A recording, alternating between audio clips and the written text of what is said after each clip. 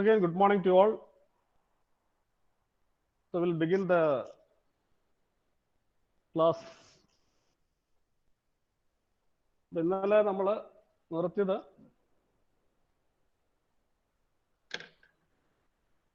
നോസിലിന്റെ performance. We have seen how a convergent nozzle as well as a divergent nozzle behave when you vary the pressure ratio across it. അതിന്റെ choking condition നമ്മൾ എന്താന്ന് പറഞ്ഞു. എന്താണ് choking? What is choking?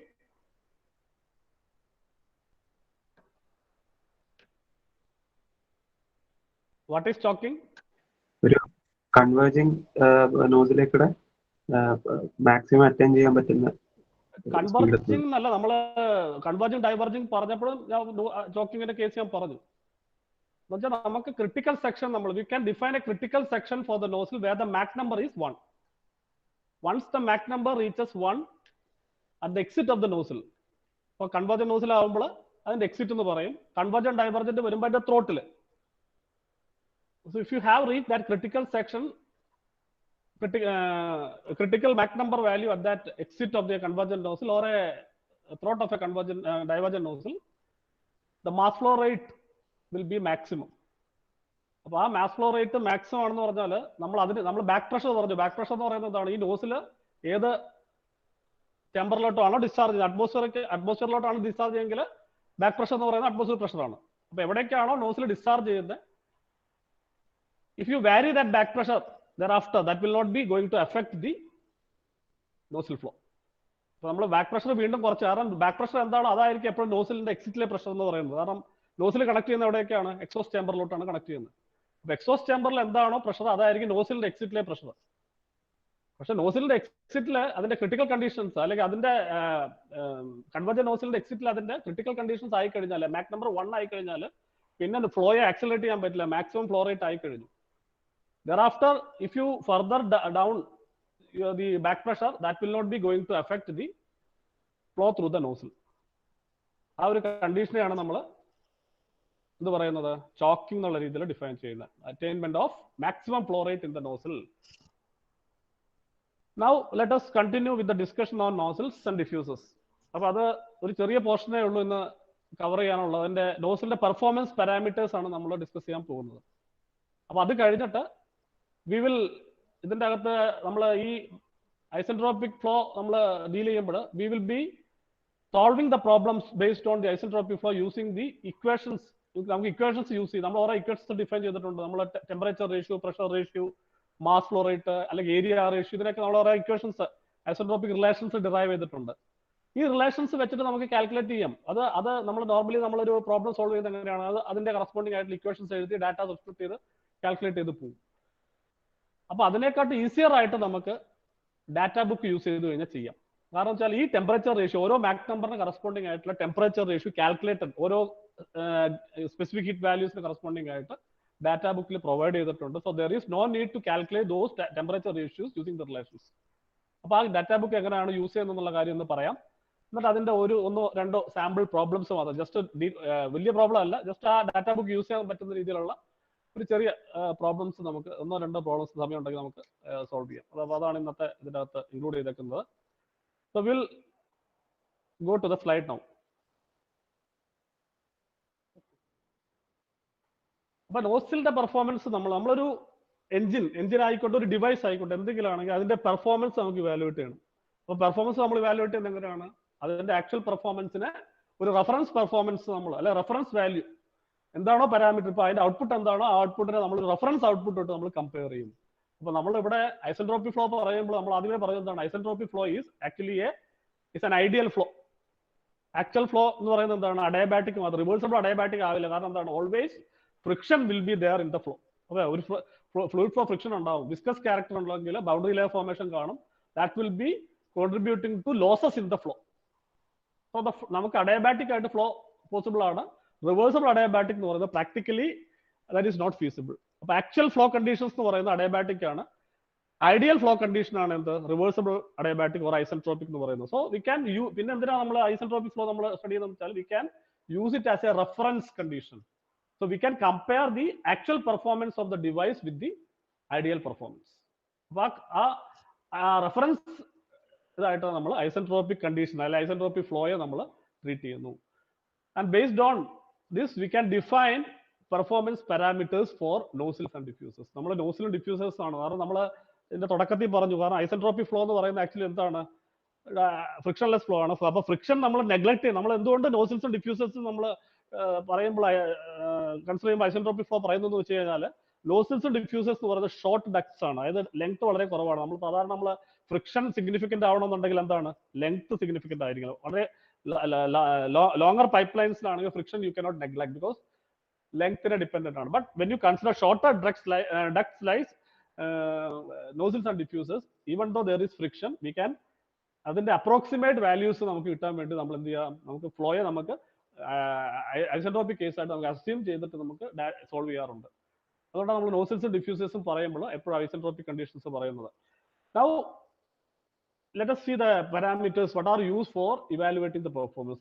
നിങ്ങൾ already നിങ്ങൾ കേട്ടിട്ടുള്ളതാണ് ഇതെല്ലാം തന്നെ. എന്താണ്, നിങ്ങൾ സ്ട്രീം നോസിൽസ് പഠിച്ചിട്ടുണ്ട്, തെർമൽ എഞ്ചിനീയറിംഗ് പഠിച്ചിട്ടുണ്ട്. There you have defined all these parameters. എന്താണത്, nozzle efficiency is one of the parameters. Nozzles ആണെന്നുണ്ടെങ്കിൽ we can define the efficiency of the nozzle, we can define a discharge coefficient for the nozzle as well as a velocity coefficient. So these are the normally three performance parameters that are normally used to evaluate the performance of a nozzle.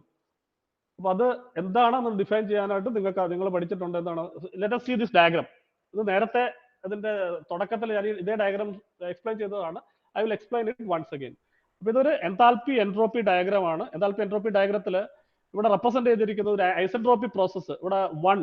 So this process, this is the starting state and this is the, അപ്പൊ ഈ ഇതാണ് P1 എന്നുള്ള pressure line, ഇത് P2 എന്നുള്ള pressure line ആണ്. This is the pressure line P2 ഇവിടെ കാണിച്ചിരിക്കുന്നത്. So this is P2. From 1 to 2 vertically, x axis entropy, y axis നമുക്ക് enthalpy ആവാം, temperature ആവാം, H or T plotted on the y axis. The vertical line 1 to S, the one starting from 1 and 2S, vertically entropy change 0 ആണ്. So that represents the isentropic expansion process. 1 2 ഇതാണ് isentropic expansion represent ചെയ്യുന്നത്, or ideal expansion represent ചെയ്യുന്നത്. Actual expansion എന്താണ്, that is along 1 2A. So this is 2A, this is 2S, this is 1. P1 2A is the actual expansion, or it is the adiabatic expansion, and 1 2S is the isentropic expansion or the ideal expansion. ഈ ഓരോ enthalpy values എന്ന് പറയുന്നത് ഇതെന്ന് പറയുന്നതായിരിക്കും. ഈ line എന്ന് പറയുന്നത് ഇവിടെയൊക്കെ എടുത്തു കഴിഞ്ഞാൽ this will be T2S. Isentropic കണ്ടീഷനിൽ നോസിലിന്റെ എക്സിറ്റിൽ വരുന്ന ടെമ്പറേച്ചർ ആയിരിക്കും ഒന്നുകിൽ T2S എന്ന് പറയാം, അല്ലെങ്കിൽ എൻതാൽപ്പി ആണ് പ്ലോട്ട് ചെയ്യുന്നതെങ്കിൽ അവിടെ എന്തായിരിക്കും H2S ആയിരിക്കും. H2S or T2S ആയിരിക്കും ആ പോയിന്റ്. ഇനി ഇവിടെ നിന്ന് എടുത്തു കഴിഞ്ഞാൽ ഇതെന്തായിരിക്കും, ദിസ് വിൽ ബി ടെമ്പറേച്ചർ ആണ് പ്ലോട്ട് ചെയ്യുന്നതെങ്കിൽ 2TA ആയിരിക്കും, എൻതാൽപ്പി ആണെന്നെങ്കിൽ H2A ആയിരിക്കും. സോ ദിസ് ഓർ ഈ പോയിന്റ് എന്ന് പറയുന്നത് ഇവിടെ എന്തായിരിക്കും, this will be the inlet temperature of the nozzle T1 or H1. ഇതിന്റെ എല്ലാം സ്റ്റാഗ്നേഷൻ കണ്ടീഷൻസ് ഡിഫൈൻ ചെയ്തിട്ടുണ്ട്. നോക്കുക, നമുക്കറിയാം സ്റ്റാഗ്നേഷൻ കണ്ടീഷൻ എന്ന് പറയുന്നത് എന്താണ്, PO എന്ന് പറയുന്നത് P plus half rho c square അല്ലെ. നമ്മൾ അതായത് static pressure plus dynamic pressure ആയിരിക്കും സ്റ്റാഗ്നേഷൻ പ്രഷർ എന്ന് പറയുന്നത്. So this is the P plus, so this line represents the PO1 stagnation pressure corresponding to state 1. ഇത് represent ചെയ്യുന്നത് PO2A. ഈ PO1 തന്നെയായിരിക്കും PO2S. കാരണം എന്താണ്, 1ഉം 2ഉം ഐസെൻട്രോപിക് സ്റ്റേറ്റ്, 1ഉം 2Sഉം ഐസെൻട്രോപിക് സ്റ്റേറ്റ് ആണ്. നമുക്കറിയാം എന്താണ്, ഐസെൻട്രോപിക് ഫ്ലോയിൽ സ്റ്റാഗ്നേഷൻ കണ്ടീഷൻസ് സെയിം ആണ്. എന്ന് വെച്ചാൽ ടെമ്പറേച്ചർ TO1ഉം 1ലും 2ലും സ്റ്റാഗ്നേഷൻ ടെമ്പറേച്ചറിന്റെ വാല്യൂ, സ്റ്റാഗ്നേഷൻ പ്രഷറിന്റെ നമ്മൾ നേരത്തെ ഡിറൈവ് ചെയ്തപ്പോൾ പറഞ്ഞതാണത്. സ്റ്റാഗ്നേഷൻ കണ്ടീഷൻസ് കോൺസ്റ്റന്റ് ആണ് എന്തിന്, ഐസെൻട്രോപിക് ഫ്ലോയിന്. സോ ദിസ് വിൽ, ഈ ലൈൻ എന്ന് പറയുന്നത് PO1ഉം ആണ് PO2Sഉം ആണ്. ബട്ട് ആക്ച്വൽ കണ്ടീഷൻസിൽ ദർ ഈസ് സ്റ്റാഗ്നേഷൻ ലോസ്. കാരണം 2A സ്റ്റാഗ്നേഷൻ സ്റ്റേറ്റ് എന്ന് പറയുന്നത് ഇതാണ് സ്റ്റാഗ്നേഷൻ പ്രഷർ ലൈൻ PO2A. അപ്പൊ ആ PO1ഉം PO2ഉം തമ്മിലൊരു സ്റ്റാഗ്നേഷൻ പ്രഷർ ലോസ് വരുന്നുണ്ട്. That is due to friction. അപ്പൊ ഇതാണ് ഇവിടെ. അപ്പൊ ഈ ഡയഗ്രാം, ഈ ലൈൻ എന്താ റെപ്രസെന്റ് ചെയ്യുക? ഇത് TO1 ആയിരിക്കും, അല്ലേ? TO1 ആയിരിക്കും. Or it's also equal to, ഇവിടെ എഴുതിയിട്ടുണ്ട്, this is TO1 also equal to not TO1 TO2A equal to TO2S. എന്ന് വെച്ചാൽ എന്താണ്? Stagnation conditions. അഡയബാറ്റിക് ആണെങ്കിൽ, അഡയബാറ്റിക് ഫ്ലോ ആണെങ്കിൽ എന്താണ്? അഡയബാറ്റിക് കണ്ടീഷൻ ആണെങ്കിൽ HO1 will be equal to HO2. Isentropic ആയാലും അഡയബാറ്റിക് ആയാലും സ്റ്റാഗ്നേഷൻ ടെമ്പറേച്ചർ കോൺസ്റ്റന്റ് ആയിരിക്കും, പക്ഷേ അഡയബാറ്റിക് ഫ്ലോയിൽ സ്റ്റാഗ്നേഷൻ പ്രഷറിൽ ഡിഫറൻറ്റ് വരും, ഐസെൻട്രോപിക് ഫ്ലോയിൽ സ്റ്റാഗ്നേഷൻ പ്രഷറും കോൺസ്റ്റന്റ് ആയിരിക്കും. അപ്പൊ അതാണ് ഇവിടെ പറയാം. അപ്പൊ ഇത്രയും കാര്യങ്ങൾ നിങ്ങൾക്ക് മനസ്സിലായിട്ടുണ്ടെന്ന് വിചാരിക്കുന്നു. ഇത് HO1 ഓർ HO2S അല്ലെ HO2A, അല്ലെങ്കിൽ ടെമ്പറേച്ചർ ആണെങ്കിൽ കറസ്പോണ്ടിങ് ആയിട്ട് അതുപോലെ നമുക്ക് മാർക്ക് ചെയ്യാം. അപ്പൊ ഇതാണ് ഈ ഡയഗ്രാം. ഇനി ഇതിന്റെ അകത്ത് നമുക്ക് ഈ ഡിഫറൻസ് പറയുന്നത് ഇവിടെ വരെ നമുക്കറിയാവുന്ന എന്താണ്? HO എന്ന് പറയുന്നത് we know it as H1 H plus enthalpy. Stagnation enthalpy എന്ന് പറയുന്നത് ആക്ച്വലി എന്താണ്? മിനിറ്റ്.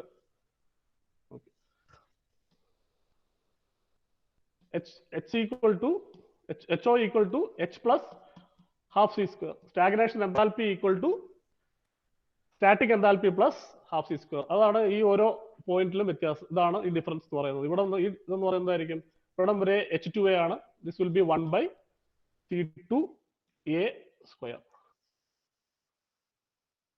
ഈ ഇവിടെ വരെ H1 ആണ്. So this will be 1/2C1 square. ഇത് ഇത് HO1 ആണ്. ഇവിടെ ഈ ഹൈറ്റ് എന്ന് പറയുന്നത്, ഈ ഹൈറ്റ് എന്ന് പറയുന്നത് HO1 ആണ്. ഇവിടെ വരെ H1 ആണ്.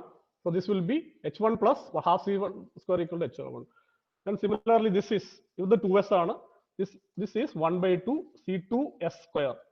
ഇത് 2S എന്നുള്ള സ്റ്റേറ്റ് ആണ്. അപ്പൊ ഈ ഡിഫറൻസ് ഇവിടെ തൊട്ട് ഇത്രയും ഡിഫറൻസ് എന്ന് പറയുന്നത് എന്താണ്? 1/2C2S square.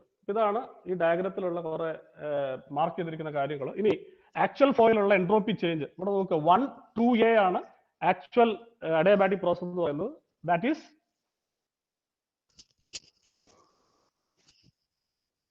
that adiabatic process you have entropy change. ആ entropy change ആണ് ഇവിടെ മാർക്ക് ചെയ്തിരിക്കുന്നത്. This is the entropy change DS in the adiabatic flow. അത് actual പ്രോസസ്സിലുള്ള entropy change.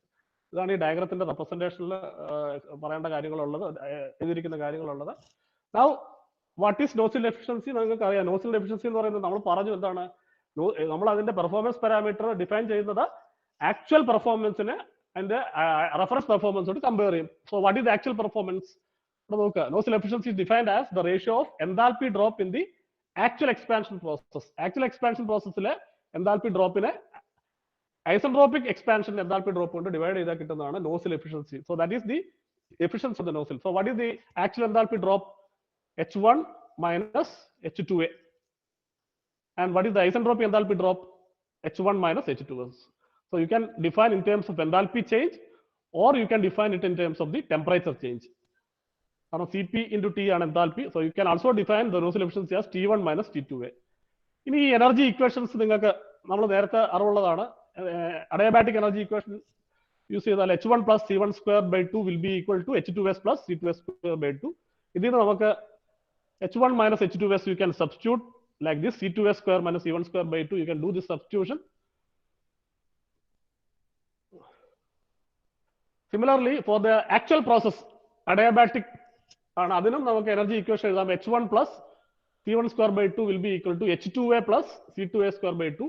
From that you can substitute for H1 minus H2A.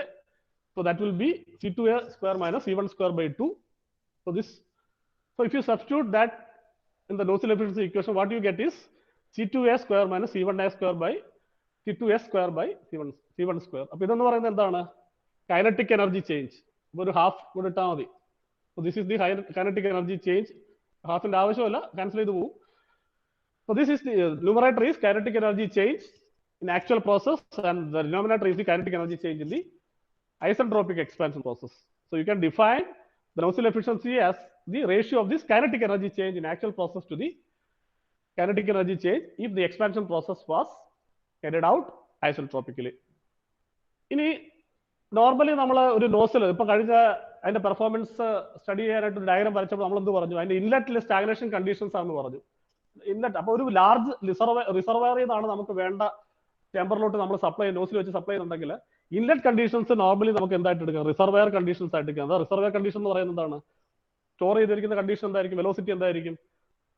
0 ആയിരിക്കും. So normally at the inlet, if we assume that stagnation conditions exist, so you can further modify your efficiency equation. How? C1 എടുത്ത് കളഞ്ഞു കഴിഞ്ഞാൽ it will be C2a square by C2s square or C2a by C2s whole square. ഇപ്പോൾ ഇവിടെ C2a actual velocity. What is C2a? C2a is actual velocity and C2s is the velocity at the nozzle exit if the expansion is isentropic. The actual to isentropic velocity define ചെയ്യുന്ന വേറൊരു coefficient തന്നെ പറയുന്നതാണ് velocity coefficient. We will define the velocity coefficient of the nozzle. It is the ratio of actual velocity at the nozzle exit. The velocity at the nozzle exit if the process is ideal. Ideal ആയിട്ട് expand ചെയ്യുമ്പോൾ ഉണ്ടാവുന്ന maximum velocity ആണ് C2s എന്ന് പറയുന്നത്. Actual conditional velocity അതിനെക്കാൾ വേറെ loss ഉള്ളതുകൊണ്ട്, energy loss ഉള്ളതുകൊണ്ട് ആക്ച്വൽ വെലോസിറ്റി നമുക്ക് നോസിൽ എക്സിറ്റ് കിട്ടുന്ന വെലോസിറ്റി കുറവായിരിക്കും. ആ വെലോസിറ്റി റേഷ്യോ എടുത്തു കഴിഞ്ഞാൽ അതിനെ നമ്മൾ വിളിക്കുന്ന CV, that is known as velocity coefficient denoted by CV. Then one more parameter you can define. ഇത് നമ്മൾ ഫ്ലൂയിഡ് മെക്കാനിക്സിൽ നിങ്ങൾ പഠിച്ചിട്ടുണ്ട്. എന്താണ്? coefficient of discharge എന്നുള്ള രീതിയിൽ you can calculate the mass flow rate. Actual എക്സ്പാൻഷനിൽ എത്ര മാസ് ഫ്ലോ, കാരണം വെലോസിറ്റി മാസ് ഫ്ലോ റേറ്റ് എന്ന് പറയുന്നത് എന്താണ്? Continuity equation rho into A into C. So C is a parameter. റോയിലെ നോസിലിന്റെ എക്സിറ്റിൽ എന്താണോ വെലോസിറ്റി അത് അതിനെ ഡിപ്പെൻഡന്റ് ആണ്. അപ്പോൾ ഫ്രിക്ഷൻ അതിനെ ഡിപ്പെൻഡന്റ് ആണ്. സോ ആക്ച്വൽ കണ്ടീഷൻസിൽ വെലോസിറ്റി കുറവാണ്. മാക്സിമം വെലോസിറ്റി എന്ന് പറയുന്നത് ഐസെൻട്രോപിക് വെലോസിറ്റി ആണ്. So if you take the ratio of actual mass flow rate to the mass flow rate under isentropic expansion, that ratio is called coefficient of discharge or discharge coefficient of the nozzle. അപ്പോൾ ഇത് 3 parameters നമ്മൾ define ചെയ്യുന്നത് ഒരു നോസിലിന്റെ എഫിഷ്യൻസിയെ അല്ലെങ്കിൽ നോസിലിന്റെ പെർഫോമൻസിനെ evaluate ചെയ്യാൻ വേണ്ടിയിട്ട് describe ചെയ്യുന്ന 3 parameters ആണ്. Now let us see the parameters for a diffuser. അപ്പോൾ ഡിഫ്യൂസർ പ്രോസസ് എന്താണ്? നോസിലിന്റെ നേരെ ഓപ്പോസിറ്റ് പ്രോസസ് എന്താണ്? A nozzle is used to accelerate flow, whereas a diffuser will decelerate or pressurize the flow. Pressure increased ആവും. അപ്പോൾ ഇത് diagram നോക്കുക. ഡയഗ്രത്തിൽ നേരത്തെ പറഞ്ഞ പോലെ ഇൻലെറ്റിലെ പ്രഷർ ആണ് P1. Water line this represents P1. അത് ഏത് പ്രഷറിലോട്ടാണോ അത് പ്രഷറൈസ് ചെയ്യുന്ന ആ പ്രഷറാണ് P2. This is P2. And this vertical line, line 1, this is 1, this is 2s. Vertically അതായത് എൻട്രോപ്പി ചേഞ്ച് ഇല്ല, അഥവാ വെർട്ടിക്കൽ ലൈൻ നമ്മൾ റെപ്രസെന്റ് ചെയ്യുന്നത് ഐസെൻട്രോപിക് ആയിട്ടുള്ള കംപ്രഷൻ അല്ലേ? പ്രഷറൈസ് വെച്ചാൽ കംപ്രസ് ചെയ്യുക. And the actual diffuser process is this one. So this state is 2a. ഇത് അഡയബാറ്റിക് ആണ്, ഇത് വെർട്ടിക്കൽ ലൈൻ ഐസെൻട്രോപിക് ആണ്. ബാക്കിയുള്ള കാര്യങ്ങൾ നേരത്തെ നമ്മൾ പറഞ്ഞ പോലെ ഈ ഇവിടെ എടുത്തു കഴിഞ്ഞാൽ this will be T1 or H1. This point will be T2s or H2s. This will be, if you project this like this will be T2 actual or H2 actual. Then these lines O1. So this is stagnation state O1, stagnation state O2. So this line is PO2 actual. This is PO1 also equal to PO2. ഈ PO2 എന്ന് പറയുന്നത് stagnation ആണ്, isentropic ആണ് process എങ്കിൽ അതിന്റെ എൻഡിലുള്ള stagnation pressure ആണ് PO2. Actual expansion കംപ്രഷനിൽ അതിന്റെ നോസിലിന്റെ എക്സിറ്റിലുള്ള അല്ലയോ ഡിഫ്യൂസറിന്റെ എക്സിറ്റിലുള്ള സ്റ്റാഗ്നേഷൻ പ്രഷർ വാല്യൂ ആണ് PO2a. ഇത് രണ്ടും വ്യത്യാസമുണ്ട്. കാരണം ലോസസ് ഉള്ളതുകൊണ്ടാണ് PO1 and PO2a are different, but PO1 and PO2 are same because 1,2s is what is 1,2s PO2s കിട്ടുള്ളൂ. PO2s 1,2s എന്ന് പറയുന്നത് എന്താണ്? ഐസെൻട്രോപിക് ആണ് process. So there is no stagnation pressure loss there. അപ്പോൾ ഈ line എന്ന് പറയുന്നത് എന്തായിരിക്കും? ഇവിടെ എന്തായിരിക്കും? This will be HO1 also equal to HO2. അപ്പോൾ ഇത് TO1 equal to TO2.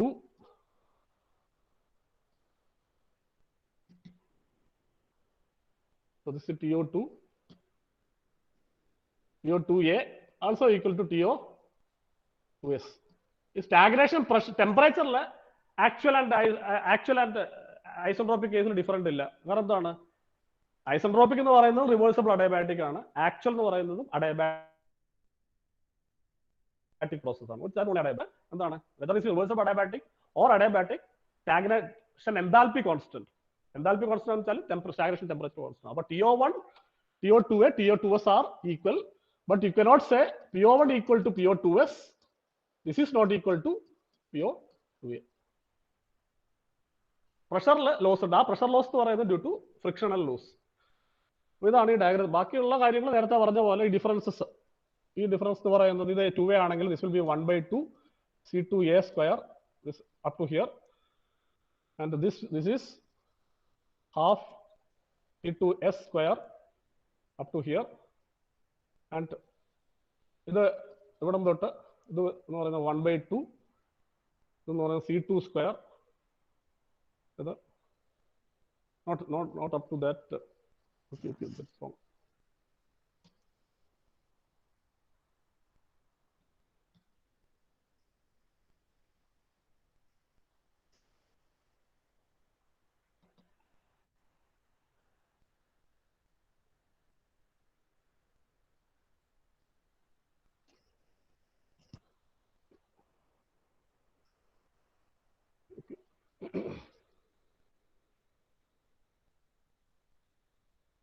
So this is PO2. So this is 1/2 C2S square.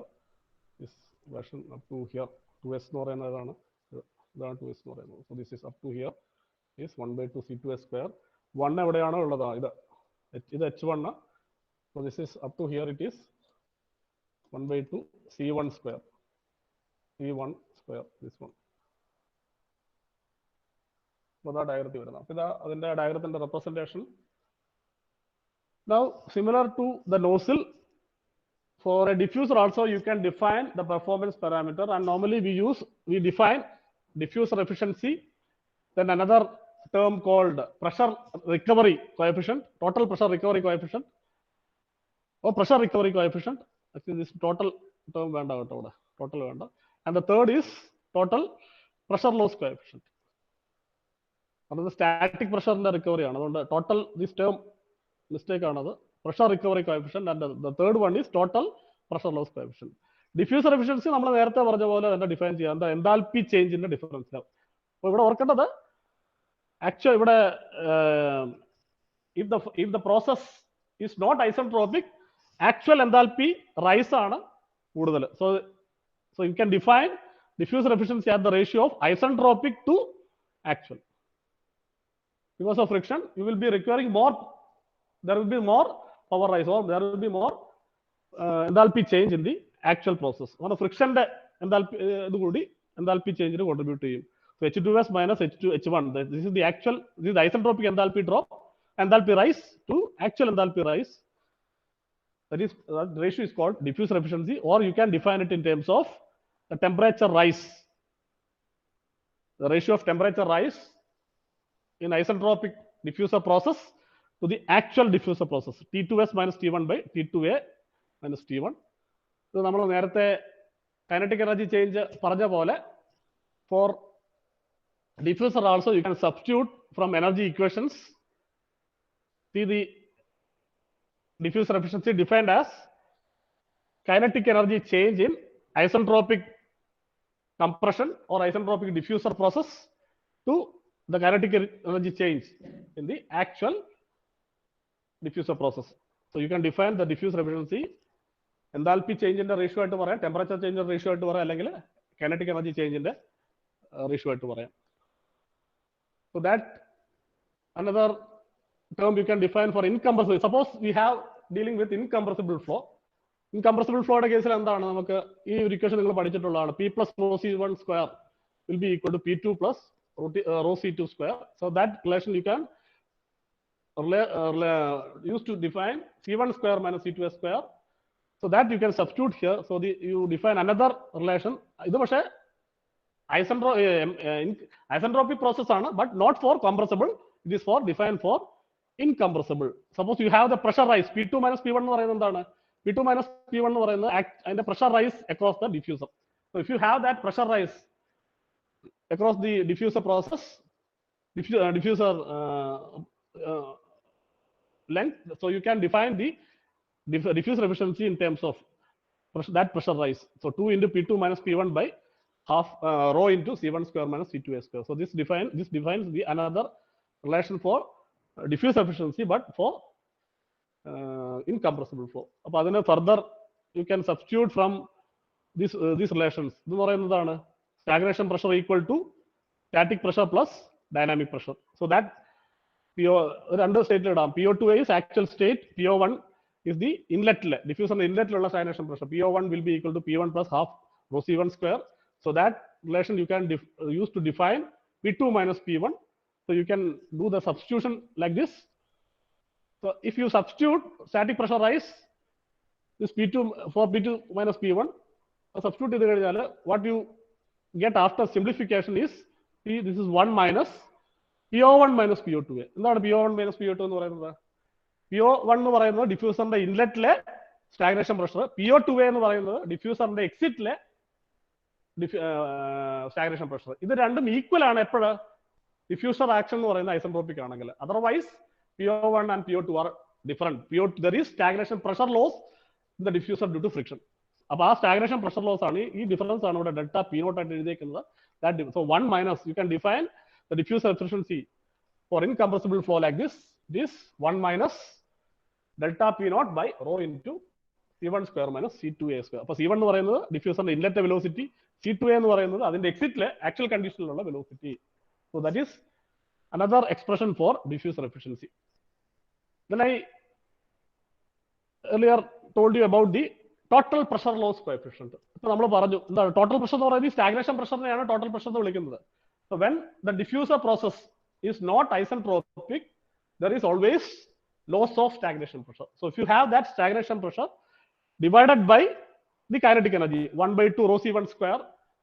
So if you take that ratio, that defines another performance parameter called pressure loss coefficient. Total pressure loss ഇത് എന്ന് പറയുന്നത് എന്താണ്? psi എന്നുള്ള symbol ആണ്. psi equal to PO1 minus PO2A. PO1 minus PO2A is delta P naught by half rho C1. That is the dynamic pressure, or we can say kinetic energy at the nozzle inlet. Oh, not nozzle inlet, kinetic energy at the diffuser inlet. So delta P naught by half rho C1 square, that defines the another performance parameter for the diffuser, which is called total pressure loss coefficient, denoted by the symbol psi. Then the pressure recovery coefficient. Pressure recovery coefficient എന്ന് പറയുന്നത് already പറഞ്ഞു. Skip ചെയ്ത് പോയിട്ടുണ്ട്. Okay, not okay, no.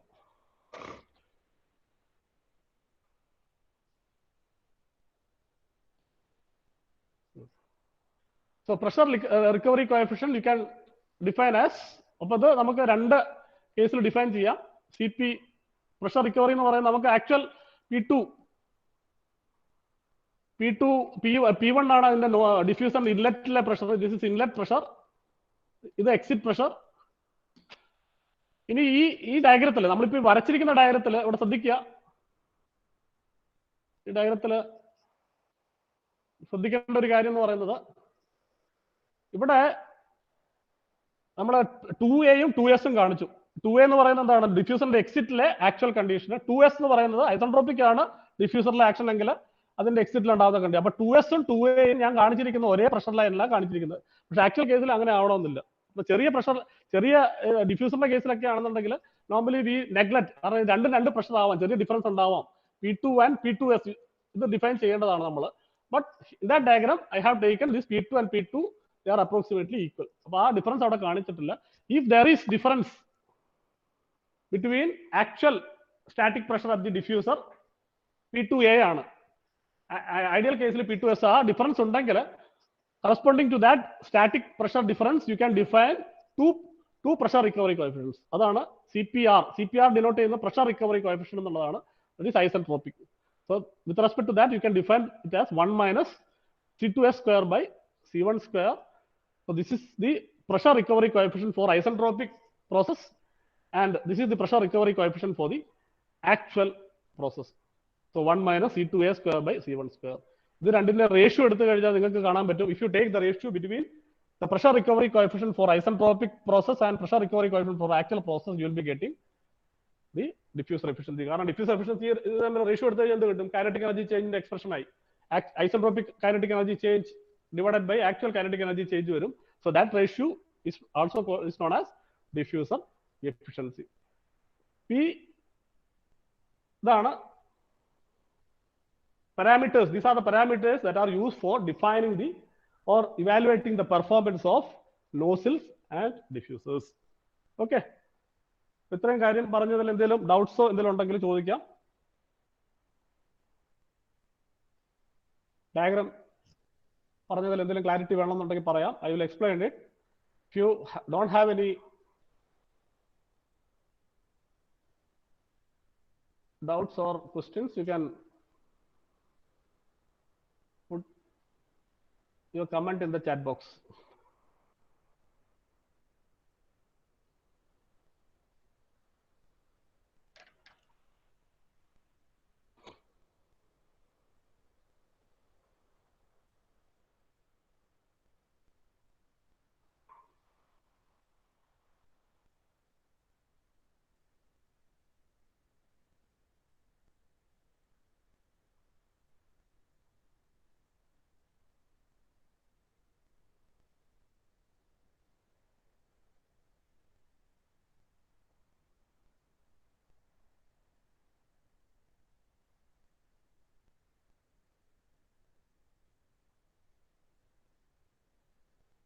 So 79 persons കാണിക്കുന്നുണ്ട് ഇതിൻ്റെ അകത്ത്. 40 comments വന്നിട്ടുണ്ട്. ബാക്കിയുള്ളവരൊക്കെ എവിടെ പോയി? ഓക്കെ.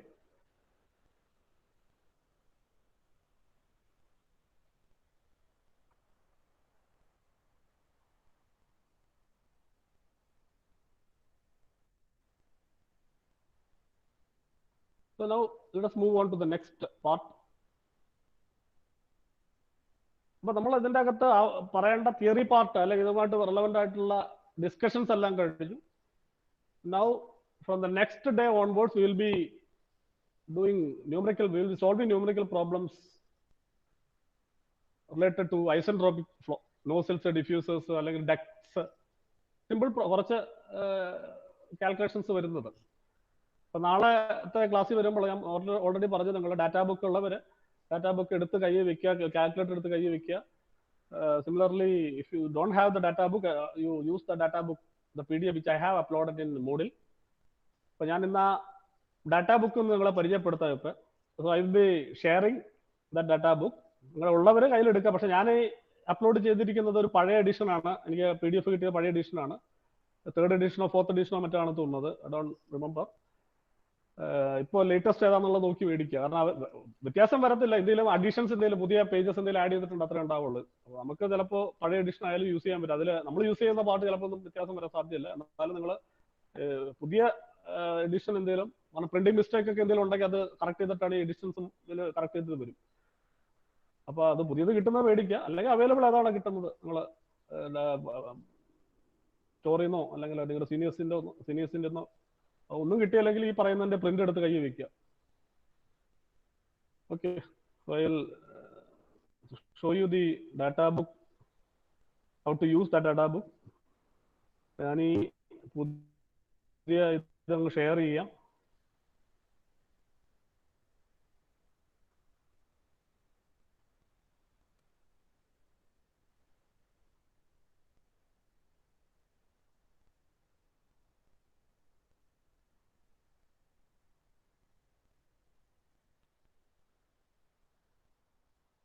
ഞാൻ ആ ഡാറ്റാ ബുക്ക് ഓപ്പൺ ചെയ്തത് വന്നോ നിങ്ങൾക്ക്?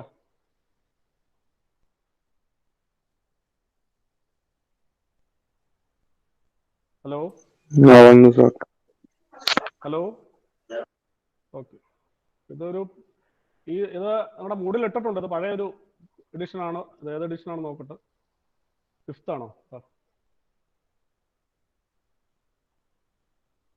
5th, I think it is 5th edition. ഇപ്പൊ 8 9 ഒക്കെ ആയിരിക്കും ഇപ്പോഴത്തെ ലേറ്റസ്റ്റ്. ഓതർ സെയിം ആണ്. Gas tables, new age international publication. SM Yahya author. അപ്പൊ ഇതില് തുടക്കത്തില് ജസ്റ്റ് ആ തുടക്കം മുതലേ പോവാം. നമുക്ക് കുറച്ച് കാര്യങ്ങൾ ഞാൻ പറഞ്ഞ ഇക്വേഷൻസും കാര്യങ്ങളും നേരത്തെ ഞങ്ങളടുത്ത് പറഞ്ഞതാണ്. ഡാറ്റാ ബുക്കിലുണ്ട്. പെയിൻ നമ്പർ ഒക്കെ അന്ന് പറഞ്ഞത്. ആ പെയിൻ നമ്പർ ഞാൻ പറഞ്ഞത് 8th എഡിഷനെ ബേസ് ചെയ്തിട്ടാണ് പറഞ്ഞത്. ഇതിലെ വ്യത്യാസം വരാം. നമ്മൾ ഇതുവരെ പറഞ്ഞ കാര്യങ്ങൾ കുറേയൊക്കെ ഇതിൻ്റെ അകത്തുണ്ട്. അപ്പൊ ഈ ഇക്വേഷൻസ് നോക്കുക. ഇവിടെ കൊടുത്തിരിക്കുന്ന ഇൻട്രൊഡക്ഷനിൽ ഗ്യാസ് ഡൈനാമിക് വന്നോ പേജ്? ഇൻട്രൊഡക്ഷൻ പേജ് വന്നോ? വന്നു സാർ. ഓ ഫുൾ സ്ക്രീൻ മോഡിലോട്ട് മാറ്റാം. ഇവിടെ പോയോ?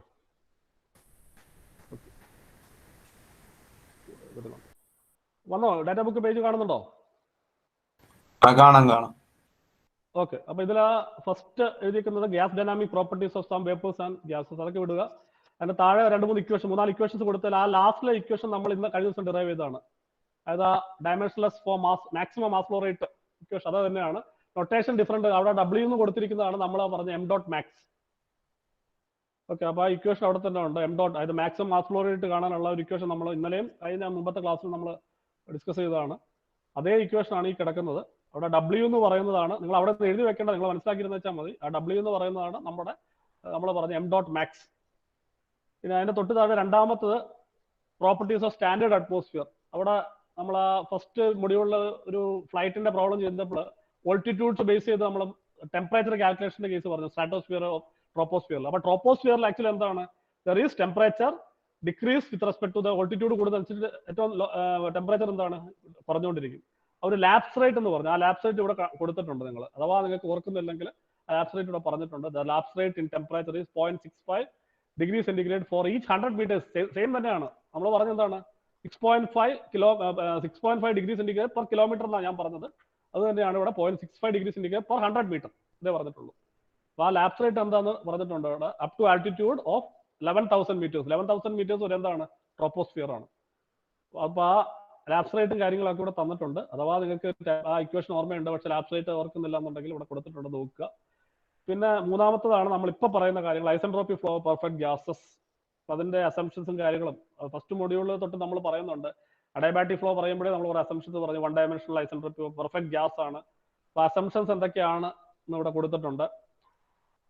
അതിന്റെ നെക്സ്റ്റ് പേജിൽ ഇത് രണ്ടും നമ്മളിപ്പോൾ ഡിസ്കസ് ചെയ്തതിന്റെ കൂടെ ഉണ്ട് ഡയഗ്രാം ഉണ്ട്. അതായത് ഐസെൻട്രോപിക് ആയിട്ടുള്ളതും ആക്സിലറേഷനും ഡീസലറേഷനും ആ പ്രോസസ്സ് കാണിച്ചേക്കുന്നതാണ്. Isentropic acceleration and isentropic deceleration. ഈ ഡയഗ്രാംസ് അഥവാ നിങ്ങൾക്ക് വരയ്ക്കണം എന്നുണ്ടെങ്കിൽ അറിയില്ല എന്നുണ്ടെങ്കിൽ ഇതിനകത്തൊക്കെ തന്നെ ഉണ്ട്. അടുത്ത പേജിലുള്ള ഇക്വേഷൻസും നമ്മൾ ഇവിടെ ഡിറൈവ് ചെയ്ത ഇക്വേഷൻസ് ആണ് ഇതെല്ലാം തന്നെ. T equal to TO equal to constant. ഏതാണ് ഐസെൻട്രോപിക് ഫ്ലോയിൽ സ്റ്റാഗ്നേഷൻ ടെമ്പറേച്ചർ കോൺസ്റ്റന്റ് ഓൾറെഡി പറഞ്ഞു കഴിഞ്ഞു.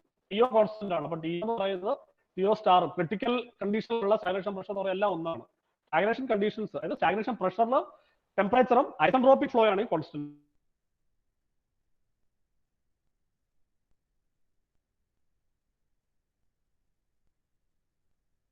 നമ്മൾ ഡിറൈവ് ചെയ്താണ്. ഏതാണ് T0 by T. ഇവിടെ തിരിച്ചു കൊടുത്തിട്ടുണ്ടോ T by T0 എന്ന് എഴുതിയിട്ടുണ്ട്.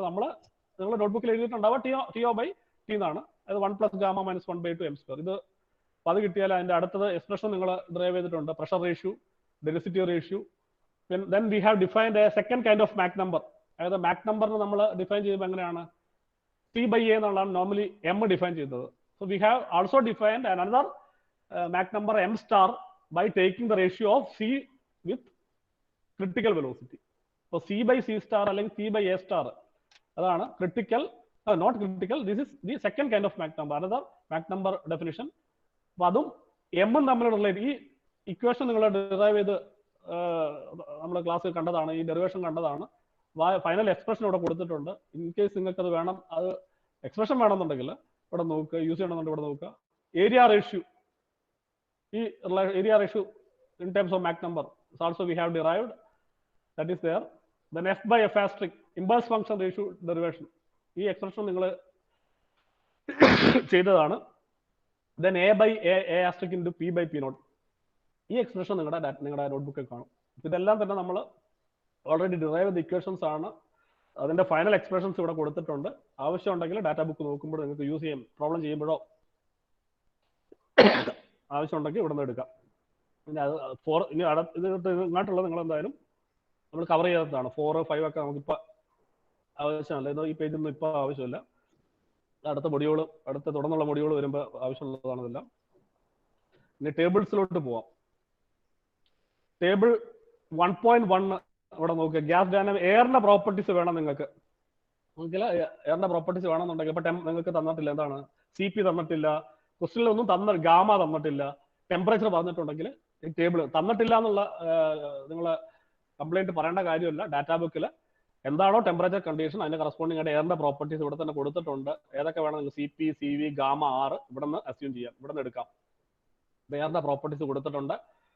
ഇതിന്റെ അടുത്ത ടേബിൾ നോക്കുക, ഗ്യാസ് ഡൈനാമിക് പ്രോപ്പർട്ടീസ്. ഹൈഡ്രജൻ ഇത് വന്നാൽ ഹൈഡ്രജൻ ആണ് നിങ്ങൾ ഡീൽ ചെയ്യുന്ന, എയർ അല്ല ഹൈഡ്രജൻ ആണ് എങ്കിൽ ഹൈഡ്രജന്റെ പ്രോപ്പർട്ടീസ് കൊടുത്തിട്ടുണ്ട്.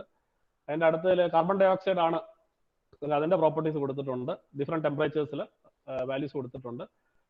ഇനി അടുത്തത് സ്റ്റീമാണ്. ഇപ്പൊ ചിലപ്പോൾ ചില കേസിൽ സ്റ്റീമിന്റെ കേസിലുള്ള ഇതാണ് വരുന്നത്. സ്റ്റീമാണ് ഡീൽ ചെയ്യുന്നത്. സ്റ്റീമിന്റെ പ്രോപ്പർട്ടീസ് കൊടുത്തിട്ടുണ്ട്.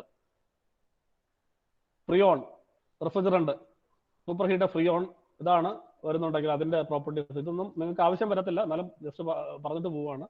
ഇനി ഇത് നിങ്ങൾക്ക് ആവശ്യമുള്ളതാണ്, നമ്മൾ പറഞ്ഞതുമാണ്. എന്താണ് സ്റ്റാൻഡേർഡ് അറ്റ്മോസ്ഫിയറിന്റെ പ്രോപ്പർട്ടീസ്. നമ്മൾ ഇന്റർനാഷണൽ സ്റ്റാൻഡേർഡ് അറ്റ്മോസ്ഫിയർ എന്ന് പറഞ്ഞ് ഡിഫൈൻ ചെയ്തു. അതാണ് ഈ ആദ്യം കിടക്കുന്ന ഈ സാധനം 0. ഇസഡ് എന്ന് പറയുന്നത് ഇവിടെ സീ ലെവലിൽ നിന്നുള്ള ഹൈറ്റ് അല്ല, സീ ലെവലിൽ നിന്നുള്ള ഡിസ്റ്റൻസ് ആണ്. എത്ര ഡിസ്റ്റൻസ്, അതാണ് ഇസഡ് എന്ന് പറയുന്നത്, എലവേഷൻ ആണ്. അപ്പൊ മീൻ സീ ലെവലിലെ പ്രോപ്പർട്ടീസ് ഇതാണ്. നമ്മളെ ഞാൻ സെറ്റ് ഓഫ് പ്രോപ്പർട്ടീസ് ഒരു ടേബിൾ വരച്ച് സ്ലൈഡിൽ നിങ്ങൾക്ക് കാണിച്ചതാണെന്ന്. ഇന്റർനാഷണൽ സ്റ്റാൻഡേർഡ് അറ്റ്മോസ്ഫിയർ പ്രോപ്പർട്ടീസ് മീൻ സീ ലെവൽ എന്ന് പറയുന്നത് അതാണ് ആദ്യം കിടക്കുന്നത്. പിന്നെ അവിടെ നിന്നുള്ള ഹൈറ്റ്, എലവേഷൻ, എത്ര ആൾട്ടിറ്റ്യൂഡിലെ പ്രോപ്പർട്ടീസ്. നേരത്തെ പറഞ്ഞു എന്താണ്, ആ ട്രോപ്പോസ്ഫിയർ റീജിയനിലെ ടെമ്പറേച്ചർ കണ്ടുപിടിക്കാനായിട്ട് നമുക്ക് ആ ഒരു ഇക്വേഷൻ യൂസ് ചെയ്തിട്ട് നിങ്ങൾ ചെയ്യുന്നുണ്ട്. ആ ഇക്വേഷൻ യൂസ് ചെയ്യുന്നത് വരെ നമുക്ക് വേണമെങ്കിൽ ഇവിടെ നിന്ന് എടുക്കാം. ഇപ്പൊ 600 മീറ്ററിൽ സീ ലെവലിൽ നിന്ന് 600 മീറ്ററിലുള്ള ടെമ്പറേച്ചർ എത്രയാണെന്ന് അറിയണമെന്നുണ്ടെങ്കിൽ ഇവിടെ വന്നാൽ മതി. 600 എടുക്കുക, ഇതാ ടെമ്പറേച്ചർ. ആ ടെമ്പറേച്ചറിലുള്ള ആൾട്ടിറ്റ്യൂഡിലുള്ള വെലോസിറ്റി, സൗണ്ടിന്റെ വെലോസിറ്റിയുടെ value, pressure value, density value, viscosity value, ഇതെല്ലാം ഇവിടെ കൊടുത്തിട്ടുണ്ട്. അപ്പൊ ഇത് വെച്ചിട്ട് ചെയ്യാം, അല്ലെങ്കിൽ ആ ഇക്വേഷൻ എടുക്കാം.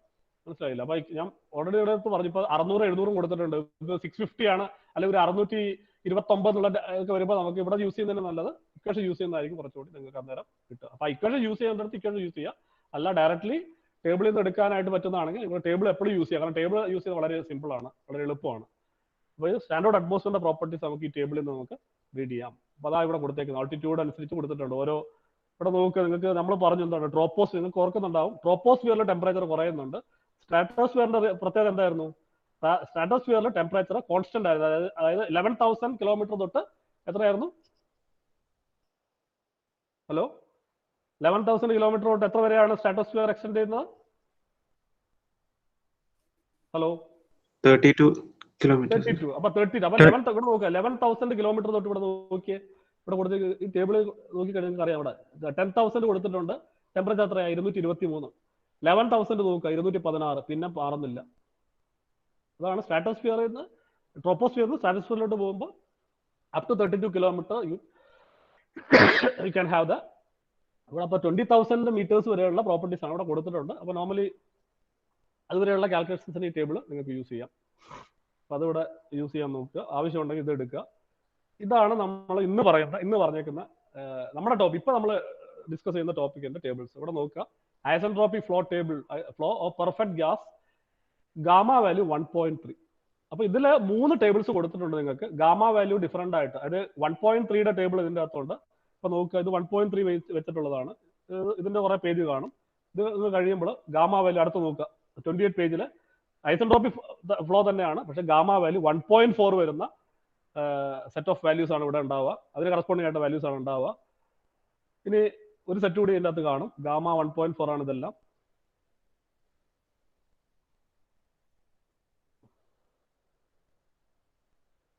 മൂന്നാമത്തെ വാല്യൂ ഗാമ 1.67.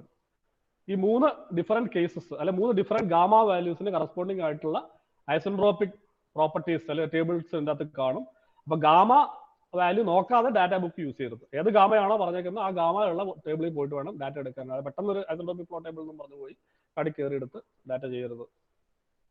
അപ്പോൾ ഈ ടെമ്പറേച്ചർ റേഷ്യോ ആയാലും പ്രഷർ റേഷ്യോ ആയാലും അതിൻ്റെ അകത്തെല്ലാം 1 + ഗാമ - 1 ആ ഗാമയുടെ വാല്യൂ സബ്സ്റ്റിറ്റ്യൂട്ട് ചെയ്തിട്ടുള്ള പ്രോപ്പർട്ടീസ് ആണിത്. ഇനി ഒരു പ്രോപ്പർട്ടി ടേബിൾ നോക്കാം നമുക്ക്.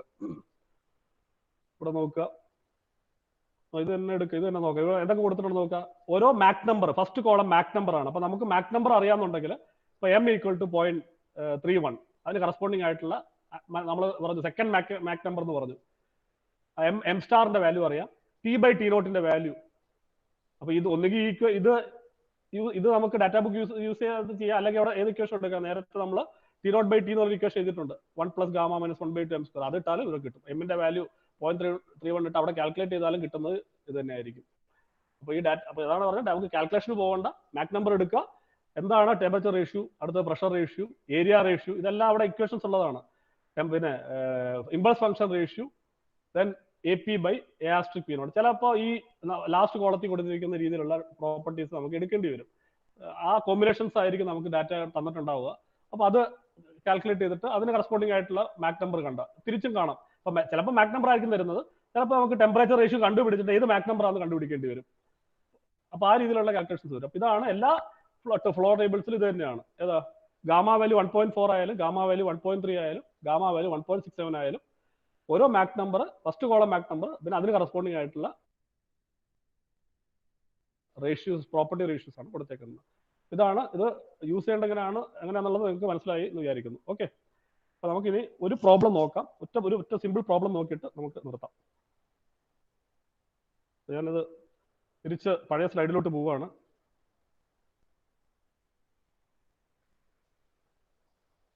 ഓക്കെ, ഇന്ന് സമയമായല്ലേ.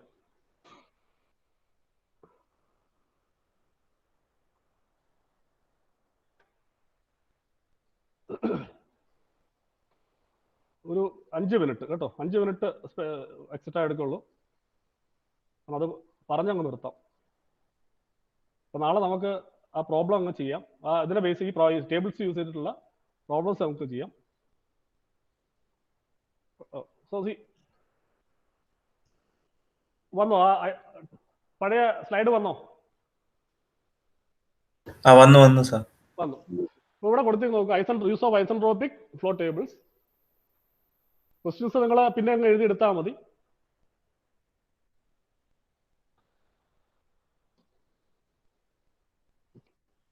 So at a section in an isentropic flow passage, the air is having a temperature and pressure of 27 degrees centigrade and 1 bar, is flowing with a velocity of 300 meters per second. What will be the pressure and temperature of the reservoir from where the flow has started? Assume gamma. Gamma question തന്നിട്ടുണ്ടാവും. അപ്പോൾ ഈ ഗാമയ്ക്കുള്ള table വേണം പോയിട്ട് refer ചെയ്യാനായിട്ട്. ആറിന്റെ value തന്നിട്ടുണ്ട്. ഇവിടെ പറഞ്ഞിരിക്കുന്നത് നമുക്ക് ഒരു ഡക്റ്റ്, ഒരു isentropic flow passage. Suppose you have a passage through which flow occurs. അപ്പോൾ ഫ്ലോ എന്ന് പറയുന്നത് എന്താണ്? ഐസെൻട്രോപിക് ആണ്. Isentropic flow. അപ്പൊ ഈ ഫ്ലോ സ്റ്റാർട്ട് ചെയ്യുന്നത് ഒരു റിസർവയറിൽ നിന്നാണ് വെക്കുക. അത് അവിടെ പറഞ്ഞേക്കുന്നത് ഈ റിസർവയറിലെ കണ്ടീഷൻസ് ആണ് ഇവിടെ കാണാൻ പറഞ്ഞേക്കുന്നത്. What will be the pressure and temperature of the reservoir from where the flow has started. ഈ റിസർവയറിൽ നിന്നാണ് ഇതിലോട്ട് പാസേജിലോട്ട് എൻ്റർ ചെയ്യുന്നത്. നമുക്ക് ഈ പാസേജിന്റെ ഒരു സെക്ഷനിലെ പ്രോപ്പർട്ടീസ് നമുക്ക് തന്നിട്ടുണ്ട്. എവിടെയാണെങ്കിലും ആവട്ടെ, ഇത് 1 ആണെന്ന് വെക്കുക. ഈ 1-ല് ടെമ്പറേച്ചർ 27 ഡിഗ്രി സെന്റിഗ്രേഡ് എന്ന് തന്നിട്ടുണ്ട്, 27 ഡിഗ്രി സെന്റിഗ്രേഡ്. പ്രഷർ 1 ബാർ എന്ന് പറഞ്ഞിട്ടുണ്ട്. ചോദിച്ചിരിക്കുന്നത് ഈ ചേംബറിലെ പ്രഷർ എന്താണ്, ആ റിസർവയറിലെ കണ്ടീഷൻ. അപ്പൊ റിസർവയറിലെ കണ്ടീഷൻസ് എന്താണ്? എപ്പോഴും റിസർവയറിലെ കണ്ടീഷൻസ് എന്തായിട്ടാണ് എടുക്കുന്നത് നമ്മൾ?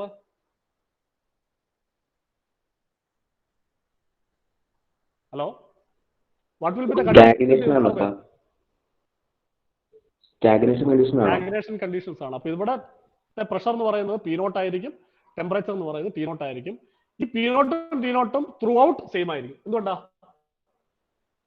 ഈ P0 ഉം T0 എല്ലായിടത്തും ഒരേ സ്റ്റാഗ്നേഷൻ പ്രഷർ, സ്റ്റാഗ്നേഷൻ ടെമ്പറേച്ചർ. എന്തുകൊണ്ടാ?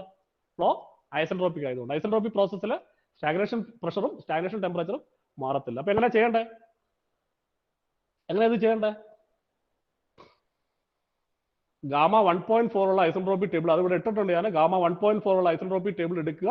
നമുക്ക് തന്നേക്കുന്ന എന്തെങ്കിലും ഉണ്ടെങ്കിൽ അത് വെച്ചിട്ട് കാൽക്കുലേറ്റ് ചെയ്യാം. എന്ത് കാൽക്കുലേറ്റ് ചെയ്യാൻ പറ്റും? ഇവിടെ വെലോസിറ്റി തന്നിട്ടുണ്ട്. നമുക്ക് വെലോസിറ്റി തന്നിട്ടുണ്ട്. എങ്ങനെ വെലോസിറ്റി എന്ന് പറയുന്നത് C തന്നിട്ടുണ്ട്, 300 മീറ്റർ പെർ സെക്കൻഡ് തന്നിട്ടുണ്ട്.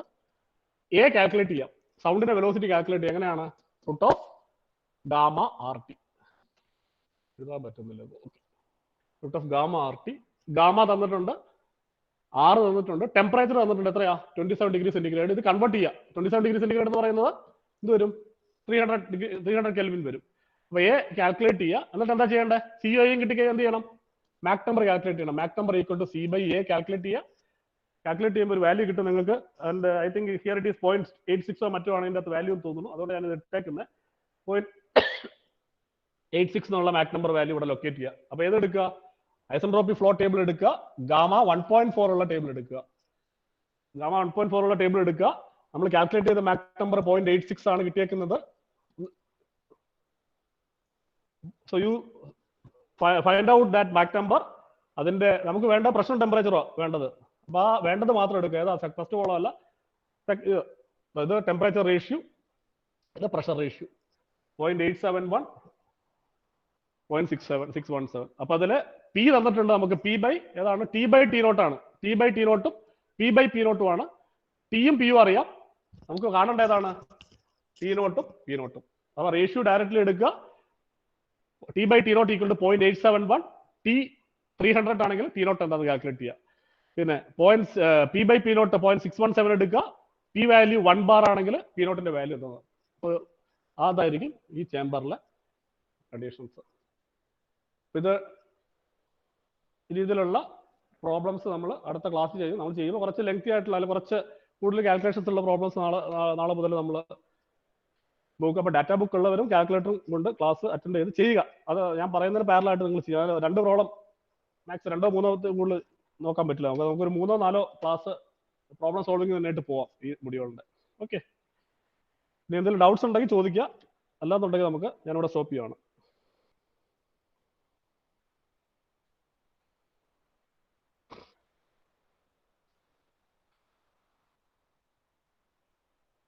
Okay, thank you very much.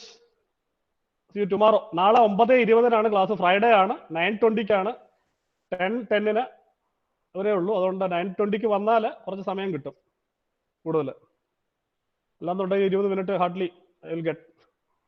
അതുപോലെ ഇന്നത്തെ ക്യുസും കാര്യമൊക്കെ ഒരു 10:30 ആകുമ്പോഴേക്കും വരുമായിരിക്കും. നോക്കുക, ചിലപ്പോൾ വന്ന് കാണും. ഞാൻ ഓർക്കുന്നില്ല ഏത് ടൈമിനാണ് ചെയ്തേക്കുന്നുള്ളത്.